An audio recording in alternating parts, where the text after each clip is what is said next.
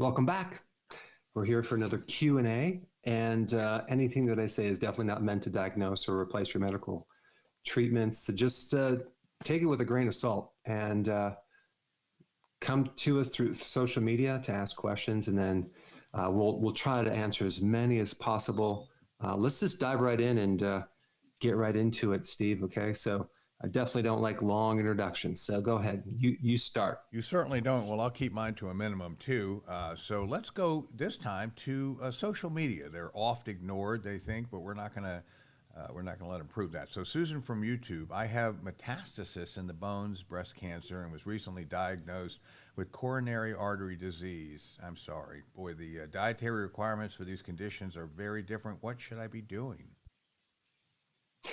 Well, I think probably the most important thing to do is focus on the cancer right now. There is a recent, if you do a scan of all the videos that I've done on cancer, watch the most recent ones and apply that information. There is a download that I would follow based on some really pretty hardcore research on what I would do if I had cancer. We recently did finish the study, which a lot of you donated to, which we're submitting it to a major oncology publication. So I'm excited to get that published, the results, and you're going to be quite happy to see the results. And this is like it's not even diet, it's alternative things to alter a certain pathway. I'm real excited about it, but go ahead and go to those videos and dissect them and apply that information. Well, that's wonderful. And I'm going to assume that this would also apply to Miriam from YouTube, 38, have had colon surgery cancer followed by chemotherapy. What vitamin mineral analysis do I need? Which is the best serve me? Same videos, I guess, for her? Yeah. You want to do the thing that's unique about the cancer is that the diet that helps prevent it is not the diet that I would apply if I had it. So that's the mystery that that will inspire you to go and see what should the diet be. But what's fascinating about a cancer cell is that it comes from a normal cell, and it's damage to the cell, and then it's like this morphs into this ancient pathway that it ferments fuel, and it loses its ability to die. So it kind of lives forever. So it kind of has all these strategies to survive. So what you have to do is you have to understand the mechanism. And unfortunately, there's so much confusion about what to do, especially when you go down the medical route, because the prognosis is not that great using the typical conventional care. So anyway, that's all I got to say. All right, very good. So Angela from YouTube is taking, should I mention the name brand? It's the standard stuff you find off the shelf at Walmart, multivitamin for women. I would like to take something with more nutrients, multivitamins. What would you recommend for a woman over 55? Get a real food-based vitamin, nutrient, and of course, I'm not biased of my own. I'm being sarcastic, but the kind of, I think the best multi is my keto energy, because it comes from, I actually show you the food that it comes from. So there's food that comes, the problem with using food-based vitamins and minerals is that it's just a bit more expensive because it takes a lot of work to extract the natural version versus synthetic. You can make them from petrochemicals, and unfortunately they don't work the same. And so that's why they're cheap. And I mean, look at the first ingredient. It's usually calcium carbonate. That's limestone. And I mean, it's like a rock. So it's just really sad to know that 99% of all the vitamins out there are made synthetically. And you think you're getting the real thing, but they're an imitation of the real thing. And some people say, well, there's no difference. Really? So there's no difference between artificial versus natural. Okay. So that's just kind of false information. So get something food-based, read the ingredients and see where it comes from. You want the source of it on the label. Well, it sounds great. By the way, I'm going to take you folks behind the scenes. There's old Charlie. Take you behind the scenes in a conversation I overheard Dr. Berg having, and that was that he was paying over $2,200 a kilo for something versus, $10 for a barrel of it from China. Do you recall what that was? Some vitamin. I was just going to say like vitamin B1. I didn't want to use the synthetic version, so it was like well over $2,800 per kilogram.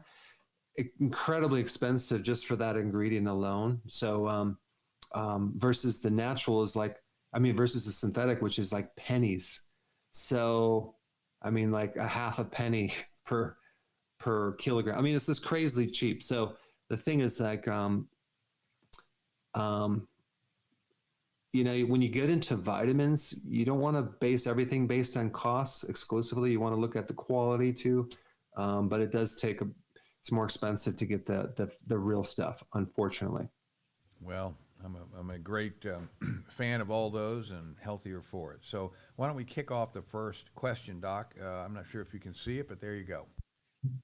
All right, let me see if I can see it. I think I can see it. All right, good. So what is the best natural remedy for an ulcer? I'm talking about the ulcer either for in your stomach or the small intestine, peptic or a duodenal ulcer. Incredible. Hang on just a second, Doc. I'm going to arrange your picture in here. I'm going to bring on Taylor, who has been very patient from Georgia. And we were giggling about everything is Peachtree Street down there, and you can't find your way out because of it. But hang on, Taylor. I've got you all squared in a way. And welcome to the show with your first question in 30 seconds if you can. Go. All right. Okay. So usually from what I see, people who are doing keto and also trying to reverse things like insulin resistance typically have issues with weight gain and trying to lose weight. However, I'm kind of on the other end of the spectrum. I'm thin and have a hard time gaining and maintaining weight, although I used to eat all throughout the day, constantly snacked, and I ate really unhealthy. So is it unusual to see people who are thin and have trouble gaining and keeping weight on that also have insulin resistance, and how can this be the case? Yeah, it's not the highest population, but I kind of fit in that same category where you have people that, they base everything on their weight. Like, oh, I'm healthy. Well, wait a second. You could still very easily have insulin resistance and then it affects you differently. It can affect your blood sugar, your mood, your cognitive function. It can even create a fatty liver that won't even show up in your belly. So absolutely. In fact, you just kind of gave me an idea. I should probably do a video just on that, because how many people are thin and just think, well, fat is the most obvious thing that is like an indication that you're unhealthy. But yes, now when you do keto, the challenge I think you're going to run into, especially if you're going to do intermittent fasting, is trying to keep the weight on, right? Because yeah, I've been doing it for the last 2 months, and actually somehow I managed to get back to my healthy weight and maintain it. So I don't know how that's happening, but it's great. That's awesome. Yeah, I think, have you felt some changes in either like your energy or other things? Yeah, my mood has definitely improved. The one thing that I've been struggling with and I'm still trying to kick, which in hindsight, I think is really due to an iodine deficiency, because I do have a thyroid nodule. But other than that, I still have some brain fog, but my mood is drastically better. Anxiety has gone away. Wow. So it's made a huge improvement now that I've restored my gut a little bit and added some good things. Wow. That's great. That's great. I think you're on the right track. Yeah, with the thyroid, you could have these nodules from an estrogen spike. So I don't know what's going on with your cycles, but you're right. The iodine sea kelp is the remedy for that. And oh, good, good. That should help you. And let me think if there's anything else. Yeah, I think that should be good. And the longer you do this, you'll start seeing all sorts of changes for the better, more stable changes. But with insulin resistance, it sounds like your diet was similar to mine. It does take some months, sometimes even years, to fully flip that thing into a place where it's like completely almost gone. So, yeah. Yeah, and I'm really happy you mentioned the estrogen thing, because I'm almost positive I've had estrogen dominance since I had my son. because I have like the unwanted hair and the hormonal acne that just won't go away. It's been like 5 years. So that's what I'm working on too with the sea kelp and the iodine. So I've been learning a lot from you. Thank you. Right. You're welcome. Definitely throw, maybe also throw in a little cruciferous vegetable as well. Now people will say, well, that's estrogenic, but like, no, actually it just helps the ratios. It helps the ratios of good and bad. So it'll put you in a good place. So yeah, awesome. Thank you. You're welcome. Well, that's really great. Thanks, Taylor. And Dr. Berg is very interested in what goes on, not just at the time that you undertake some of these things, but afterwards. So please do get back with us, Taylor, later on and let us know how things are going for you. An example later, I'm not going to bring you on right now, Virginia, but she's been on before and we've been able to kind of track her progress as she goes through all these healthy things. So, but in the meantime, let me see if we can give some credit to all those that are watching from around the world. And they're coming to us today from UK, Canada, India, Malaysia, Taiwan, South Africa, Zambia, Greece, Mexico, Italy, France, Pakistan, Japan, Norway, Belgium, Egypt, Romania, Cyprus, the Netherlands, Australia, Germany, Algeria, Hong Kong, the Philippines, Denmark, Chile, Ireland, the Czech Republic, Saudi Arabia, Syria, Iraq. Can you believe this? Lebanon, Ghana, the United Arab Emirates, Morocco, and all across these United States. And I don't know if Sweden was in there, but we're going to go to Victor in a little bit too, who is coming in from Stockholm, Sweden. In fact, why wait? Let's bring Victor in right now. And Victor, if you'd unmute yourself, we're going to bring you in from across the globe, and you're on with Dr. Berg. Thank you very much. Hello, Dr. Berg. Hello. So I have a specific question, and that is, I want to build muscle, and I do the intermittent fasting. I do 18 to 24 hours each day. I eat 2 meals a day. I eat a lot of eggs and meat. But the thing is, I eat around 100 to 150 grams protein and 150 to 200 grams of fat. I would like to increase the amount of food that I intake, but I'm not sure, like, should I increase the protein, increase the fat, increase the carbs? The carbs are 20 to 50 grams. Yeah, I wouldn't increase the carbs more than 50 grams. I wouldn't increase the protein. I would increase the fat. That's the one that you can be safe, and you could turn that into energy, especially with someone like you that you want to increase your muscle mass, because it's first of all, it's going to prevent you from losing any weight, because your body's going to be using that as your primary fuel source. So you're not going to lose any more weight. And then you're going to have to add in the right type of exercise to really stimulate that muscle. Out of all the variables, it's loading up those muscles that will cause the greatest growth factor, rebound growth factor for the muscle tissue. So that's what I would do. But you won't grow more muscles by dumping more and more protein. No, that's not the answer. So I think you definitely have sufficient, quite a bit.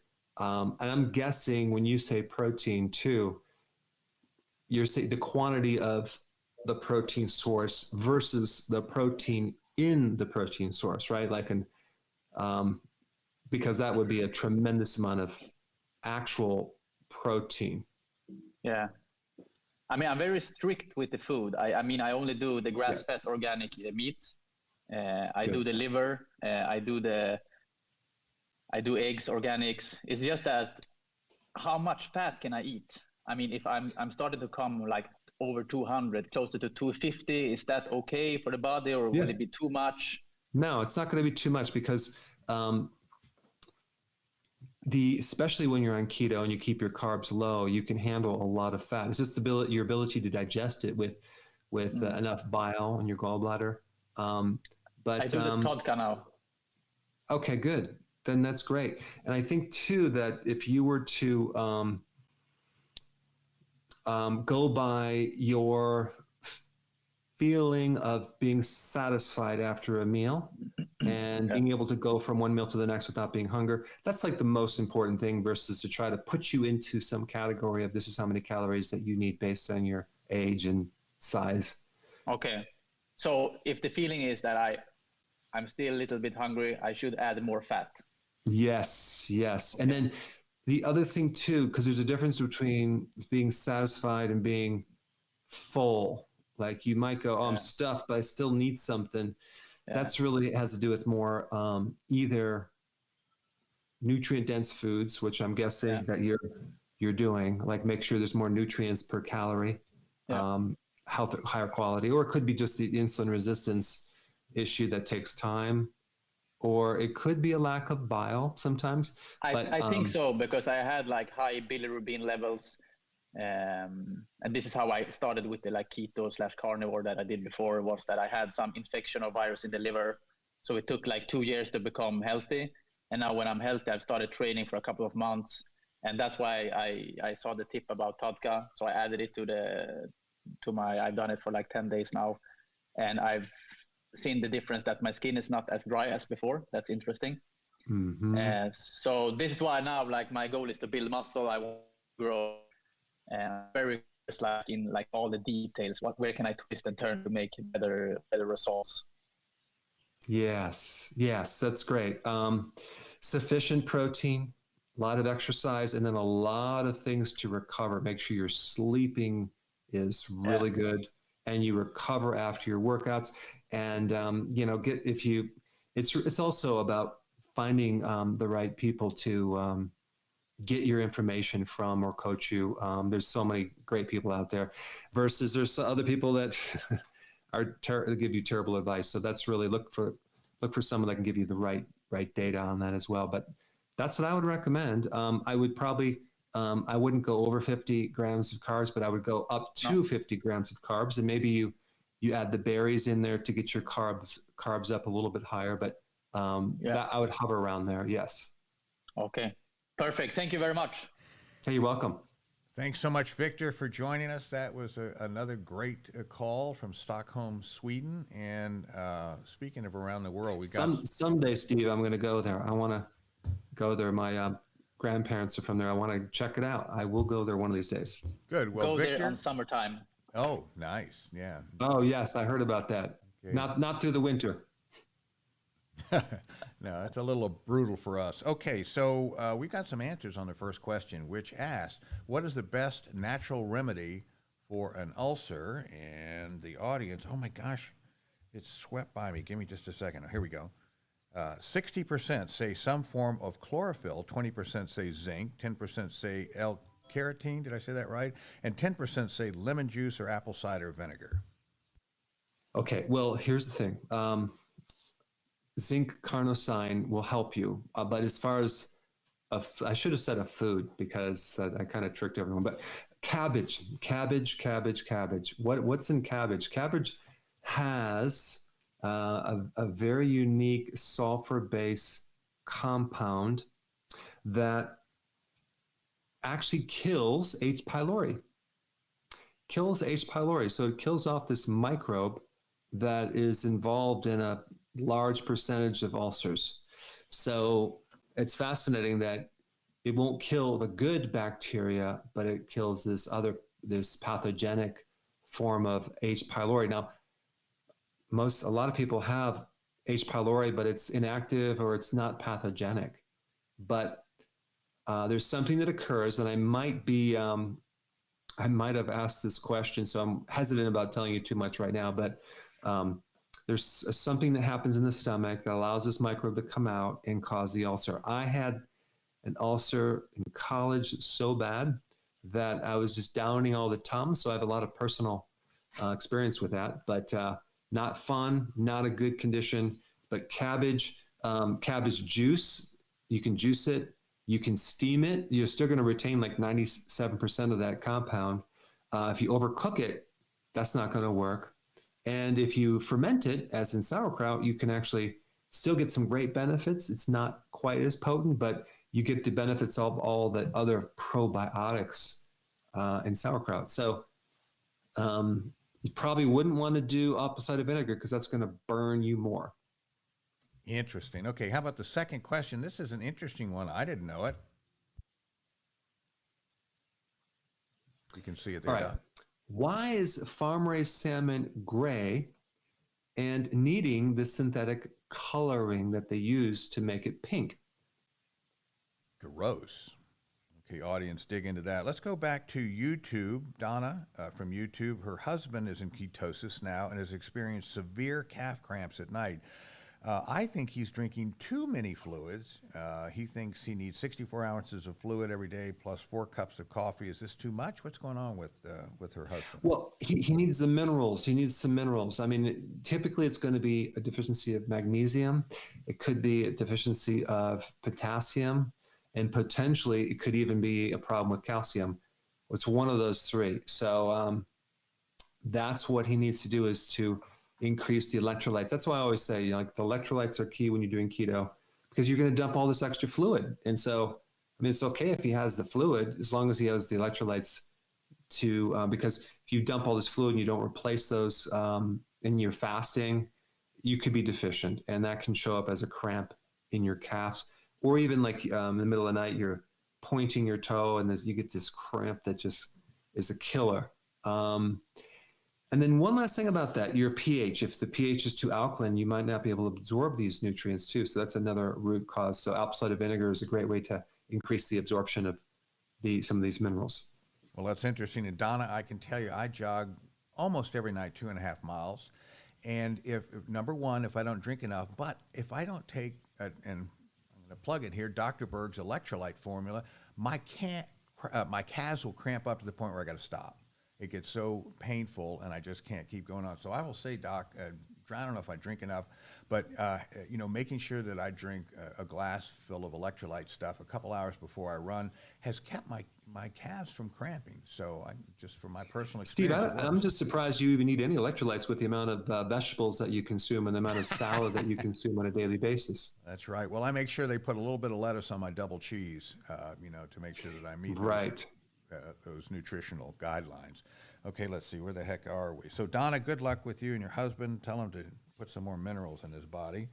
Let's see, Maria from Facebook. I still have a constant sweet taste in my mouth despite eating less protein. What else can I do? That's interesting. It's a chronic what taste? A sweet taste. And she doesn't say she's taking anything. Let's see, I still have a constant sweet taste in my mouth despite eating less protein. What else can I do? Well, maybe cut down some of the sugar. Like don't eat the carbs are going to, obviously, that's where you have to adjust if you have a constant sweet taste in your mouth, I would imagine. But, it's really hard to evaluate that because I don't have enough information. I mean, I can't figure this thing out by adjusting the protein, just that one variable. I don't know. A sweet taste in your mouth. I don't know. I don't know. I don't know what the rest of your diet is like. Yeah. But, the default answer is for so many symptoms, if you don't have the basic correct eating in, it's like all these remedies that I recommend don't work because you're going uphill, you're going against these basic deficiencies and basic problems with your fuel source that mask other symptoms and create other symptoms. So the key is first getting in your diet, then try to adjust some of these other symptoms because you may not even have them after you get your basic eating corrected. All right, and over to you. Steve does. Yeah, sure. Well, some of it. Stephanie from YouTube, will keto improve borderline hypothyroidism? It can definitely help your thyroid problem because of what it does to the endocrine system. A high carb diet increases insulin, and you get insulin resistance, and that can affect the thyroid severely, not just the thyroid, the entire endocrine system. So like sometimes I'll have people say, well, I can't do keto because I am a diabetic or I have Hashimoto's. I'm like, no, that's the reason why you want to do it. And also it's going to drop inflammation. So if you have an autoimmune disorder, especially of the thyroid, you're going to drop inflammation. So right there, you're going to improve the situation. So you might want to possibly consider doing keto. Maybe. Why not? Miriam from Facebook, can soaking vegetables overnight get rid of any pesticides in them or perhaps on them? I think it'll help a little tiny bit, but you need to, these pesticides, you have to usually soak them and even apple cider vinegar can help you, but you want to add something to it. I have a video on that, and I give options of how to remove some of this stuff. But just water alone will do maybe 5% elimination. But there's just, you know, these chemicals are fat soluble, and this is why when you get a chemical wash, it usually can actually it's a natural solvent that helps pull out some of these fat soluble chemicals that get attached to the outside of the vegetable. So find something like that. All right. The audience is on it. Quiz question number 2 asks, why is farm-raised salmon gray and needing synthetic coloring? And 55% say a lack of exercise, which causes an increase in myoglobin. That's interesting. 30% say lack of natural nutrition like krill, and 15% say lack of quality foods. Smart audience, I think. That's amazing research. Yeah, exactly. Here's what happens. So the salmon and trout, well, mainly salmon eat krill and shrimp, and then those krill and shrimp have microalgae. They'll eat that, and that has the pigment. So these pigments are created from the algae, and this pigment gets transferred. But of course, guess what? The farm-raised salmon eat. They don't eat the krill. They eat soy, corn, animal products, a lot of other issues. So they don't have the natural pigment source. So they have to pay. So the companies that make the farm-raised fish have to pay to color it using a certain pigment that's made from petroleum chemicals and synthetic derivatives. And unfortunately, it's it's expensive too. It's like 20% of that fish's diet is the expense comes from the coloring agent, which is not the same as a natural thing. So there's a lot of issues with that, and it's a synthetic version. The safety studies are sparse, and but it looks good. So as long as it looks good, right? Because if they didn't put it in there, it would be pale gray. So honestly, I don't. I would want to see the safety studies over a long period of time before I would want to put those in my body. And you may say, well, it's just coloring. It's not a big deal, right? Well, it's a synthetic antioxidant. Well, so is synthetic beta carotene and some of these other antioxidants that they found to cause cancer in certain studies, but it took like 10, 20 years to get it off the market. So it's just one of those things where there's no safety studies, there's nothing on humans, and so we're just gambling, trying it out, and hopefully it works out. But yeah, this goes too for the coloring in egg yolks, commercial eggs, and even chicken meat. So when you buy chicken, they have to put different pigments in there to make it look like a fresh chicken, or it's going to be very pale gray. So unfortunately, this is these are our options. So we have to spend a little bit more to get something that's without some of these petrochemicals. Wow. Well, for the lay people out here shopping, how do you know? It says, the chicken gets to leap around outside, or, whatever, or the salmon. How do you know if it's really natural? If they say so, is it? Or how do you sort through all that? Well, you could definitely go by price because it's going to be a lot more expensive. But if you can go to a farmer's market and you talk to the farmer, or go to the grocery store and see if you could find, at the very minimum, organic chicken. Because free range just means it's out of the cage. It might have a hole in the barn where they can go out occasionally. But I think the wave of the future is going to be for more transparency of where I'd love to see the animals where they're raised before I buy them. And I think that buying animals from a farmer, even though it's expensive, would be a really good investment. If you're doing fasting, you're saving money. You're not eating as frequently. So support the farmer. And I think it takes more work. But when you go to the store, Steve, and you buy a chicken for $4 or $5, think about how could they afford to sell it for $4 to $5 to raise that whole chicken and even break even? I mean, it's expensive to feed these chickens good food and let them roam around. I have 16 chickens, and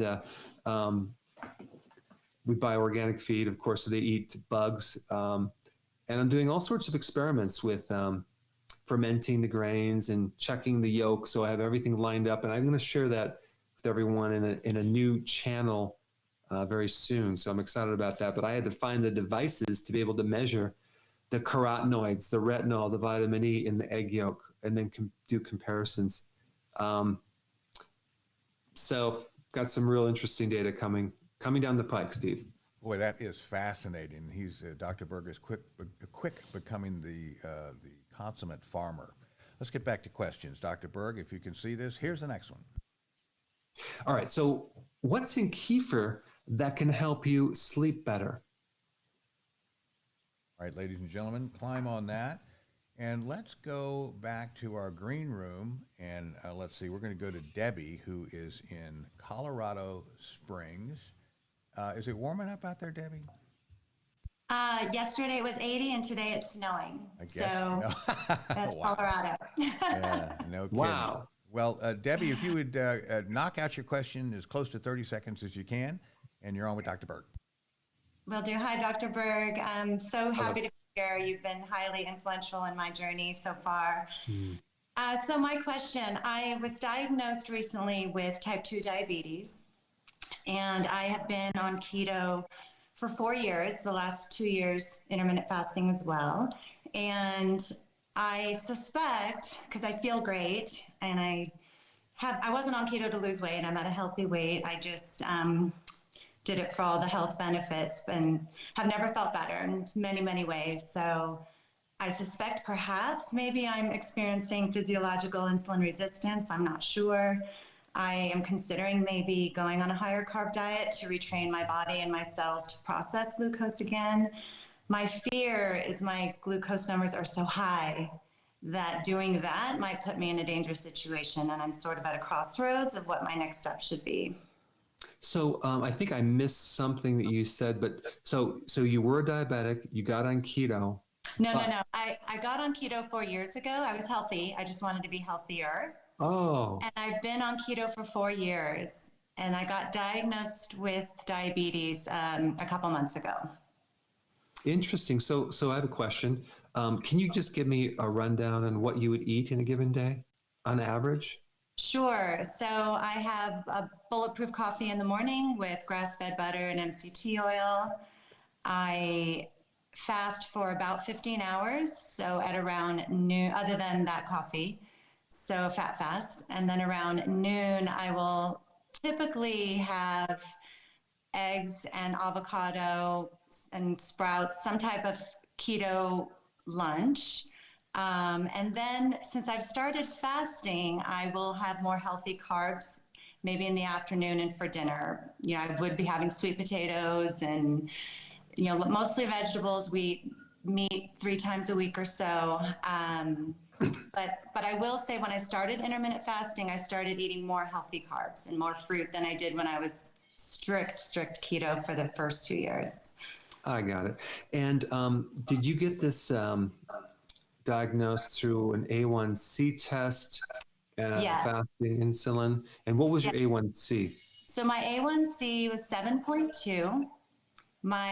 I asked for a homo IR test based on your recommendation on my second. I had blood work done twice in the 4-month period. So the second time around, they did my homo IR, and that was 1.4. And my insulin is 3.7. Okay. Yeah, but my glucose shoots up. You know, when I eat, let's say I'll eat a sweet potato, an hour and a half later, my glucose level will be close to 400. So it's getting very high. But if I'm strict keto, I can keep it under 200, but it's still not in a healthy place. Are you going through stress? No. Okay, good.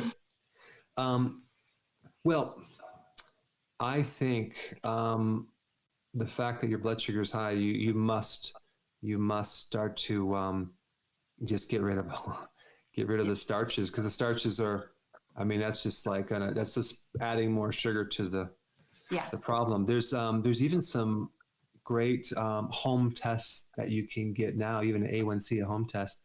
Um, but I mean, you're really left with the decision of lowering your carbs and going back to the strict version and the healthy version, and maybe some additional things too that involve maybe not diet, but exercise, and then also nutrients like berberine and cinnamon. I don't know if you do those, but there's that's Yeah, really just important. started. Yep. Okay.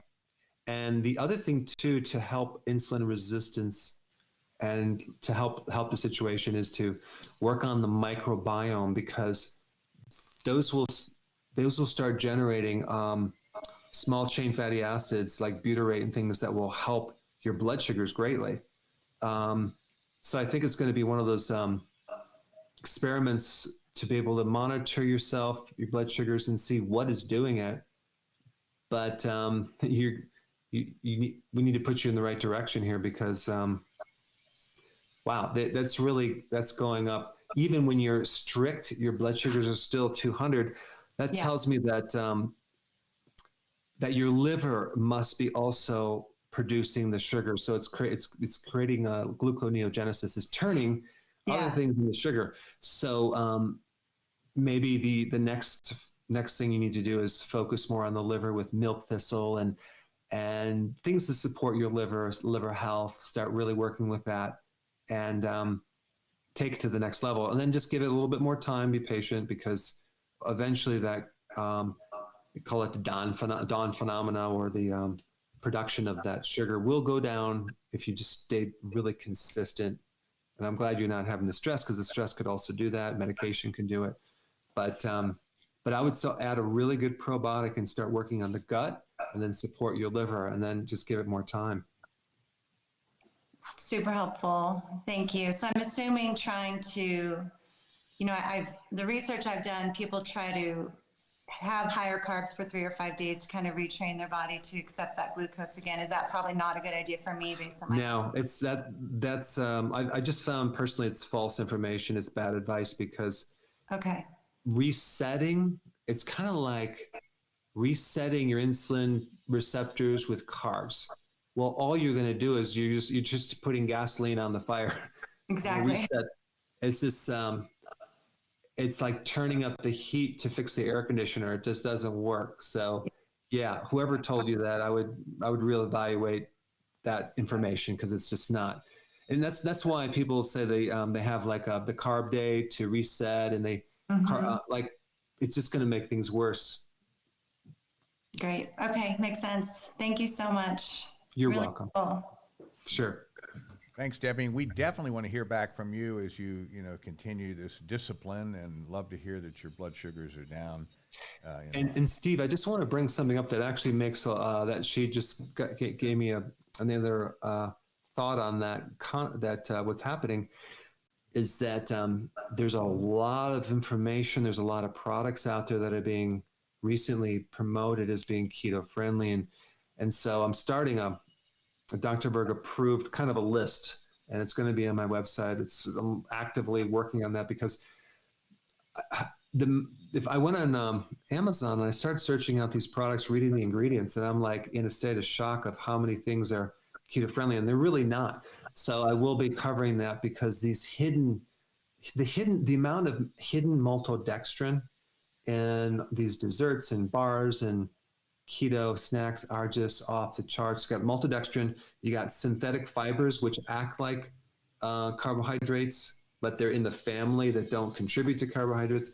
So that is another thing that I will be talking a lot more about, because I mean, just like Debbie, I mean, she's trying to do it and make it work out. And if it doesn't work, she might go on to the next thing, that try something else, when in fact, if we just make sure we're doing the right thing, it might end up working. It probably is going to work for her. So yeah, that was a good question. Well, I'm scared to look at that list. I'm afraid that the McRib is not going to make the cut. So I'm just going to remain in ignorance so that I can carry on with my great healthy routine. Okay, so the last question was, what what's in kefir that can help you sleep better? I'm interested in that one. And the audience, 70% say tryptophan, 20% say some form of probiotics, and 10% say vitamin D. Well, what's interesting about kefir, that is, it is different than yogurt because it's a combination of friendly bacteria and friendly yeast. These microorganisms make B1, they make lactic acid, and they have lactobacillus microbes that actually help lower cortisol, which is going to help you sleep. They also produce L-tryptophan, which is a precursor to serotonin, which is a precursor to melatonin. And these microbes make serotonin directly as well as melatonin. So there's a lot of reasons why kefir is good to take right before you go to bed if you have a sleeping problem. But of course, if you're fasting, take it right at the meal, at your last meal. But a little bit of kefir, and you can make it yourself. I'm going to do a video on a great source, inexpensive way to make it yourself. I mean, you're just taking either milk, which, by the way, if you're lactose intolerant, it'll be a lot better if you do the kefir than the yogurt. You just take either goat's milk or cow's milk, a high quality, put the little crystals in there, keep it out of the fridge for 24 hours, and you have kefir. And you can take those crystals back out and start another batch. So it's a really great way to, enhance your sleep. And so might want to try it. Anything to improve sleep, it might be a good thing. So maybe you eat late, and this will work great because you have a late dinner and then you have your kefir and then you go right to bed. So something to try, Steve. Absolutely, on my list. Vivaness from Facebook. And by the way, there's so many people coming on to this routine, we forget that they don't know everything. And she wants to know, please explain what ketones are and what is ketosis for those just joining the routine. Ketones are a compound that is a byproduct of when you burn fat. And so it's a fuel source that your body runs on that's actually way, way, way better than the typical glucose. And the way that you generate these ketones is you reduce your carbohydrates down to below 50 grams, but keep it under like 30 grams, and then you'll start making ketones. And what's interesting about this whole thing is our bodies were developed to run on ketones. It's really a natural thing. But because of the introduction of so many carbohydrates to our diet, we have switched away from ketosis, burning ketones, to running on glucose.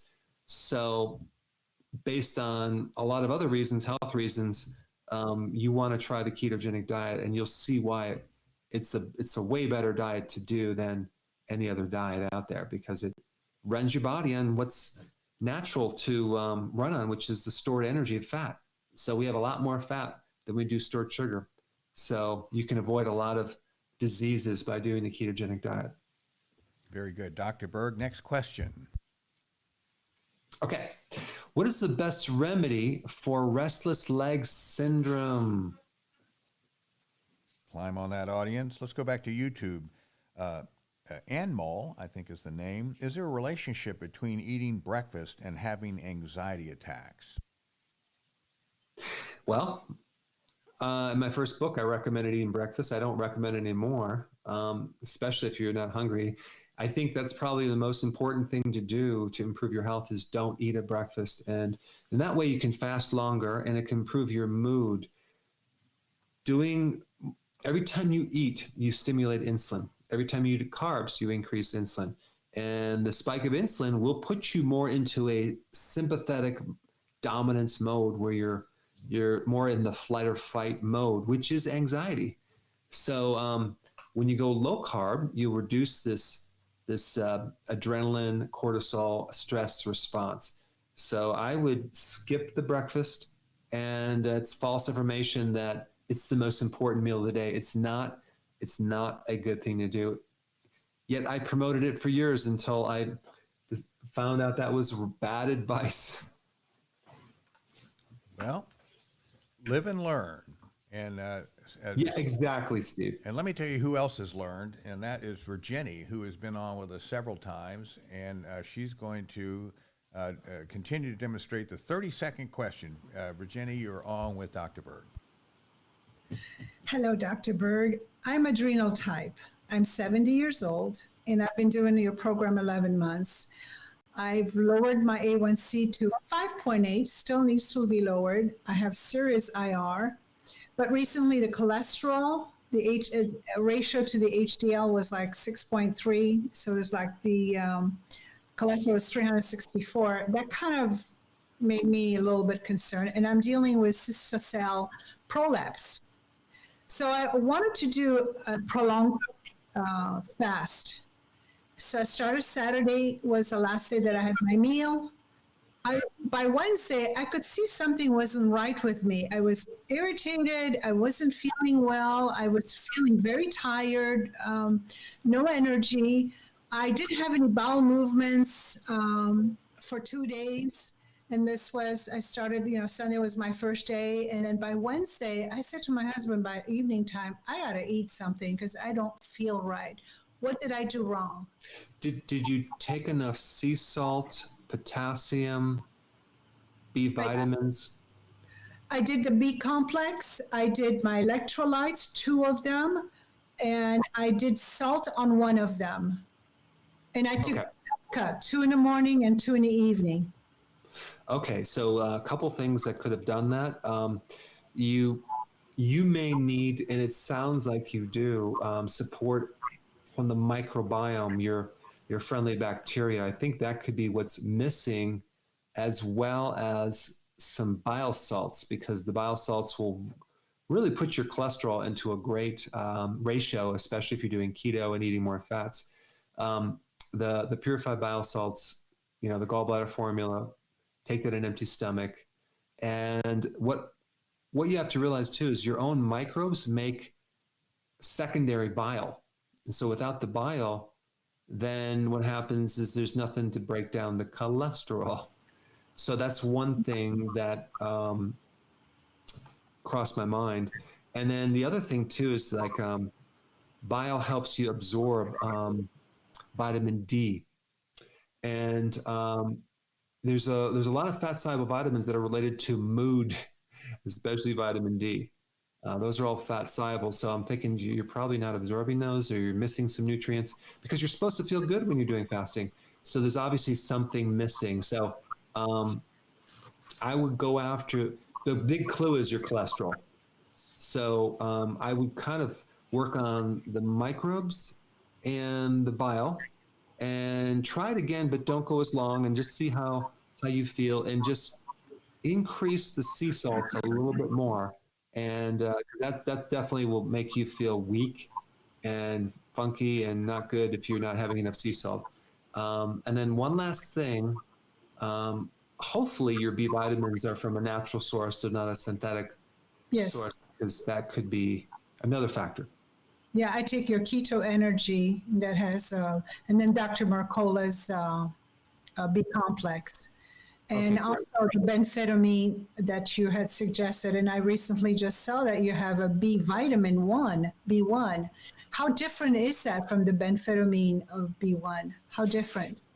The benfotiamine, believe it or not, it's a synthetic, but I have not found any side effects from that synthetic. It's a fat-soluble B1. The one I have is a water-soluble B1, completely natural source, very, very high quality. The benfotiamine works really good if there's any type of brain or nerve issues. The water-soluble works for everything else. So they're a little bit different. But I wanted to have a B1 because it's so hard to find a natural B1, especially for anxiety and nervous tension and mood issues. And will that help me with the white finger syndrome? The B1? It could help circulation, possibly. Yeah. Thank you. You're welcome. Right. So great to have you back, Virginie, and keep up the great trials there. And we'd love to hear back from you again as you conquer the challenges of fasting that long. Tip my hat to you. Let's go to Dave, who's coming to us as in a phone call. Dave, if you are there, you're on with Dr. Berg. Great, thanks. Hi, Dr. Berg. Yeah, so I have kind of the same problem that Taylor and you also had commented on this with Victor. I am losing too much weight. I don't hear Dave, Steve. Oh, interesting. Let's see. Do you have him muted out in your little box there? No, I don't. But do you hear him? I do. Can you hear me now? Let's see. Oh, Can you hear me now? Did you hear him, Doc? no, I didn't. So you'll have to just maybe give me the question. Unfortunately, okay, I can't hang on hear a second. him. Let me try to drag him into a box here. Just a moment. If you folks, I would How play about now? No, still can't hear you. But hang on. I'm going to remedy this. Can you hear me now, guys? I can, but for some reason the rest. Now, hang on just a second. Let me see if I can remedy this. Everyone, if I could play the little chime where people are waiting, and I'm going to bring you in here. And let's see. Can you talk to us now, please, Dave? Well, I guess we're not going to. For some reason, we're having trouble with Dave's audio. Dave, we're not going to disconnect you, but in the meantime, I'm going to go to Cindy from Bloomington, Indiana. Cindy, you're on the air with Dr. Berg, I hope. Hello, this is Cindy, and can you hear me? Let's see, I can, but Dr. Berg, and people in the audience hear him. That's sort of interesting. Well, I tell you what, Cindy, go ahead with your question for me, and I will tell Dr. Berg what it is.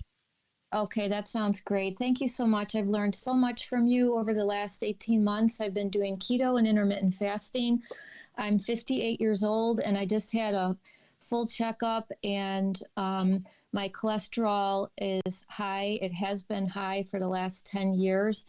This time it was 382, and I'm sure my doctor is coming unglued about that. And my LDL was also high again. It's 232. My TSH3 is high, but everything else was normal. When I ask for small dense LDL or fractionation or an MR lipid profile to try to understand those particle sizes that you've talked about in your videos, all of the medical professionals that I've seen over the last couple of years look at me with this blank, foggy stare. And I'm just wondering, how can I get this testing done and I'm in a huge medical group here in this college town, and nobody knows what I am talking about. Thank you so much. Yeah, I think, and I could hear everything you said. I think, and I run into this often. So there are some great keto-friendly cardiologists that will be very happy to consult you remotely and help you get the right testing. And if you start doing searches on YouTube to find keto cardiologists, I know I could think of 10 off the top of my head. So you could look at their websites, find out which one to work with, and they can help you maybe find someone locally, or they can do it themselves and help you evaluate this. But yeah, it's really sad to know that some of these docs do not understand the difference between these particle sizes, and they're not up on this data. There's an advanced lipid profile that you must do to really see what's really going on, because they're just working off the outdated old information that's been pushed around for years, and they haven't been updated yet on the new information. So in the meantime, the fact that your cholesterol and your LDL is high, if you're concerned, I think the motto of today's chat would be bile salts. Take gallbladder formula or bile salts to help mobilize this cholesterol and help it be removed a little bit faster. Because as you start keto, the fat cell, you're running off of your fat from your fat cell. Well, guess what? Part of that fat cell is cholesterol, and that has to come out. So you're probably dumping a lot of cholesterol out of that fat cell, which is a normal thing. And the key is the size of it. If your carbs are low, you're not going to have the small dense ones that can get lodged into the inside of the artery. You'll have the large buoyant ones that float through the body. So the key is keeping that carb low, not cheating, and then adding the purified bile salts to help the liver and give it more time. I do have your many of your supplements as well as the gallbladder formula, and I did take some notes on what you were saying, and I did have a small success in that I asked for a CAC scan, and they knew what I was talking about. So that will be coming up down the road. And I know from your previous videos that I probably should be increasing my HIIT workouts and get more aerobic to lower those numbers as well. So that's kind of my takeaway from what you're saying, if I'm correct. Yeah, you are right. You're right. So that's going to greatly help you. And the coronary artery calcium scan is the best indicator for mortality from all causes. It's going to tell you what's going on with the inside of your arteries if there's calcium, and hopefully it'll be zero, and you're going to be good to go. And even if it is high, there's things that you can do to kind of bring it down. But yeah, exercise, the sleep, reduce the stress, all these things are going to help you. So the goal is just to keep doing things to improve it until it's back to normal. The hard part about this whole topic is to like we're operating off of omitted information. Like we don't have all these tests to know the particle size. Well, we can go by this, we can go by that. So we're just going to use the best advice based on what data we have until we get you into a good range. So it's a little bit of coping with the situation right now until you can get those tests done.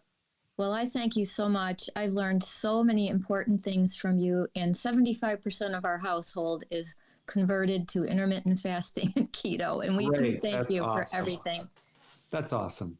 Great. Good job. Thanks, Cindy. Thank you so much. Like everyone, we'd love to hear back from you. We haven't forgotten Dave. Let's try it again. Dave, try to see if we can have Dr. Berg hear you. Go ahead. Dave, are you still with us? Well, I'm not going to. He might be off getting a cup of joe. In the meantime, let's go back to what will be our final question answer today. And that asks, what's the best remedy for restless leg syndrome? Boy, am I glad I don't have that. 70% of respondents say magnesium, 20% say various forms of vitamin B1, 10% say potassium or Himalayan salts. Who's right? Steve, I had this for just years. I mean, I'd get up at literally in the middle of the night, 2:00, and I'm pounding my legs because they will not chill out. I had to go for a run in the middle of the night around the neighborhood. So little did I know, it's such a simple remedy. Of course, it's B1, vitamin B1. What it does is it just removes all that lactic acid that builds up from the high carb diet. Now, if I wasn't consuming Ben & Jerry's ice cream before bed every night and massive pasta, I probably wouldn't have that problem. So the higher the refined carbohydrate sugar diet, the more B1 that you need, or you're going to generate way too much lactic acid in the tissues, which is not a good thing. So simple remedy to a major problem. And I just want to tell everyone, stay tuned for some really interesting videos coming up that I'm working on. And I appreciate all your wonderful comments and your attention, sticking around this long, and have a great weekend. We'll see you next week.